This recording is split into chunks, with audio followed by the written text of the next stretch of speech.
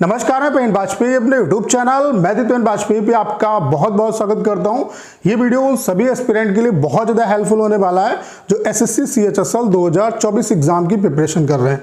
इस वीडियो में हम बात करने वाले हैं कि आपके लिए टारगेट स्कोर क्या रहेगा ताकि आप किसी भी कंडीशन में यहाँ पे फाइनल सिलेक्शन ले सको। और टारगेट स्कोर का आपको आइडिया कैसे लगेगा, ऐसा नहीं कि पिछले 5 साल की अगर आप कट ऑफ को देखोगे तो उससे आपको चीज़ें समझ में आ जाएंगी, ऐसा नहीं है। चूंकि पैटर्न आपका 2022 से अलग हो गया है। पहले पैटर्न कुछ था, पहले आपका टियर 1 होता था, फिर डिस्क्रिप्टिव एग्जाम होता था, फिर आपकी टाइपिंग होती थी और फिर आपका फाइनल जो रिजल्ट है वो आता था। अब 2022 से चीज़ें चेंज कर दी, तो सिनेरियो जो है वो आपको 2022 से समझना होगा कि 2022 में कट ऑफ क्या रही, 2023 में कितनी क्या कट ऑफ जा सकती है। उसके बेसिस पे यहाँ पे हम एनालिसिस करने वाले हैं कि 2024 के लिए कितनी क्या वैकेंसी एक्सपेक्टेड है और उसके बेसिस पे आपको क्या टारगेट स्कोर लेके चलना है ताकि किसी भी कंडीशन में आप यहाँ पे सिलेक्शन ले सको। उसके अलावा अगर आप सिलेक्शन लेना चाहते हैं तो ये गलती आपको नहीं करनी। कौन सी गलती नहीं करनी है? सीएचएसएल 2023 में ढेर सारे एस्पिरेंट ने ये गलती की है जिसकी वजह से अच्छे मार्क्स लाने के बावजूद भी उनका सिलेक्शन यहाँ पे नहीं हो रहा है, तो वो गलती आपको रिपीट नहीं करनी है। तो चलिए स्टार्ट करते हैं। अगर हम सीएचएसएल 2022 की बात करें तो सीएचएसएल 2022 में जो वैकेंसी नोटिफिकेशन के टाइम पे आई थी वो 4500 के आसपास आई थी। 4500 टेंटेटिव वैकेंसी बताई गई थी, लेकिन जो फाइनल रिजल्ट आपका आया है वो 3237 वैकेंसी पे आया है, जिसमें आपकी जो minimum cut off category wise गई है वो मैं आपको बता रहा हूँ। यानी कि जो भी कट ऑफ जो अलग अलग डिपार्टमेंट की गई हैं वो इससे ऊपर ही गई हैं। ये मिनिमम आपकी कैटेगरी वाइज कट ऑफ है। यूआर का जो सिलेक्शन हुआ है वो मिनिमम 280 नंबर पे हुआ है। ओबीसी का जो सिलेक्शन हुआ है वो 278 नंबर पे हुआ है। ईडब्ल्यूएस का जो सिलेक्शन हुआ है वो आपका 278 नंबर पे हुआ है। एससी का जो सिलेक्शन हुआ है वो 258 नंबर पे हुआ है और एसटी का जो सिलेक्शन हुआ है वो 240 नंबर पे हुआ है। तो यहाँ पे आपके लिए समझने वाली बात क्या है, आप खुद देख सकते हैं यूआर, ओबीसी और ईडब्ल्यूएस में बहुत बड़ा डिफरेंस नहीं है। तो यूआर वाले बच्चे, ओबीसी वाले, ईडब्ल्यूएस वाले बच्चों के लिए टारगेट जो रहेगा वो सेम रहेगा। ठीक है। अगर हम बात करें सीएचएसएल 2023 की, चूंकि सीएचएसएल 2022 का ही अभी फाइनल जो रिजल्ट है वो डिक्लेयर हुआ है, ठीक है, तो इससे आप कहीं ना कहीं एक अनुमान लगा सकते हैं। बाकी अगर हम सीएचएसएल 2023 की बात करें, चूंकि इसका भी पोस्ट प्रेफरेंस भराया जाना बाकी है, उसके बाद फाइनल जो रिजल्ट है वो डिक्लेयर होगा, लेकिन ये अनुमान है कि इतनी कट ऑफ जा सकती है। यहाँ पे वैकेंसी कितनी है? 1762 वैकेंसी है और यहाँ पे कट ऑफ इतनी कम क्यों जाएगी आप खुद देख सकते हैं कि यहाँ पे इतनी वैकेंसी है तो कट ऑफ इतनी है, और जबकि यहाँ पे जो कट ऑफ है वो इतनी जाने का अनुमान है। तो उसका सबसे बड़ा रीज़न ये है कि ढेर सारे जो बच्चे हैं वो कंप्यूटर में इस बार डिसक्वालीफाई हो रहे हैं। मतलब उनके मार्क्स बहुत अच्छे हैं, बहुत अच्छा स्टूडेंट स्कोर करके आ रहे हैं, वो टाइपिंग में भी क्वालिफाई है, लेकिन कंप्यूटर की कट ऑफ को वो क्वालिफाई नहीं कर पा रहे। उनके मार्क्स कंप्यूटर में जो क्वालिफाइंग आपको मार्क्स चाहिए वो भी स्टूडेंट यहाँ पे लेके नहीं आ पा रहे हैं। तो जो भी एस्पिरेंट जो सीएचएसएल 2024 एग्जाम की प्रिपरेशन कर रहे हैं उनसे मैं यही कहना चाहता हूँ कि कंप्यूटर को हल्के में मत लीजिए। कंप्यूटर को अभी से बहुत अच्छे तरीके से आपको प्रिपेयर करने की जरूरत है। ऐसा नहीं कि आपने ऊपर ऊपर से पढ़ लिया आपका काम चल गया। आपको कंप्यूटर को बहुत अच्छे तरीके से समझना है, प्रैक्टिकली चीज़ों को समझते हुए आपको अपनी प्रिपरेशन करनी है। तो कंप्यूटर जो है उस पर अभी से आपको ध्यान देना है। उसके अलावा ढेर सारे बच्चे यहाँ पे टाइपिंग में भी डिस्क्वालीफाई होते हैं, तो कंप्यूटर और जो टाइपिंग है ये बहुत ही इंपॉर्टेंट रोल प्ले करेगा आपके सिलेक्शन में, अगर आपको सिलेक्शन लेना है, चाहे सीएचएसएल में सिलेक्शन लेना है या सीजीएल में। अब की चूंकि सीएचएसएल में एक्सपेरिमेंट एसएससी करती है, तो अगर कंप्यूटर का लेवल यहाँ पे अच्छा देखने को मिल रहा है तो जाहिर सी बात है आने वाले सीजीएल और सीएचएसएल में भी आपको कंप्यूटर का जो लेवल है वो बहुत अच्छा देखने को मिलेगा। यहाँ पे जो कट ऑफ जा सकती है एक्सपेक्टेड है वो ये है कि यूआर की भी 290 प्लस जा सकती है।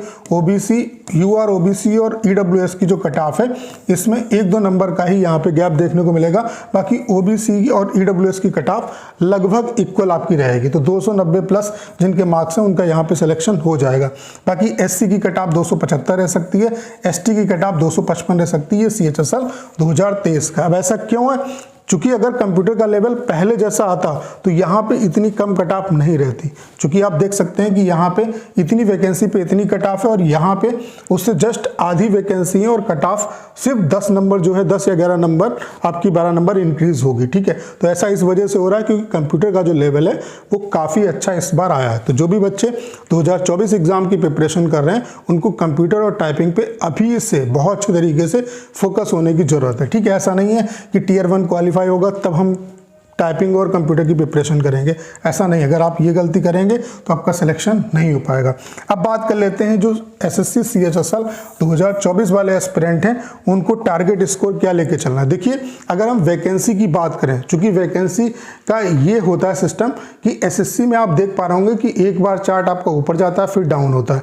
तो आप यहाँ पे देख सकते हैं कि 2022 में जो वैकेंसी थी वो अच्छी थी, फिर 2023 में आप देख सकते हैं ये वैकेंसी डिक्रीज हुई है। तो इस बार जाहिर सी बात है कि आपका जो ग्राफ है वो बढ़ेगा, यानी कि वैकेंसी आपकी जो है वो इंक्रीज होंगी। इसका रीज़न क्या है कि एसएससी जो है वो वेटिंग लिस्ट प्रिपेयर नहीं करता है। जो वैकेंट वैकेंसी है, जैसे कि 2022 की जो वैकेंसी है, 2023 की जो वैकेंट वैकेंसी रही है, वो यहाँ पे आपको देखने को मिलेंगी। उसके अलावा जो नॉर्मल वैकेंसी है वो, तो इस वजह से यहाँ पे वैकेंसी आपकी 2023 की कंपैरिजन में आपको ज़्यादा ही देखने को मिलेंगी। तो कितनी क्या वैकेंसी आपकी रह सकती है, तो ये अनुमान है कि आपका 2500 प्लस जो वैकेंसी है वो रहने का अनुमान है कि 2500 प्लस वैकेंसी आपकी आ सकती है यहाँ पे। उसके बेसिस पे अगर हम टारगेट स्कोर की बात करें तो अगर आपको यहाँ पे सिलेक्शन लेना है तो 300 प्लस का आप टारगेट लेके चलो, तभी आपका कहीं ना कहीं कल्याण होगा।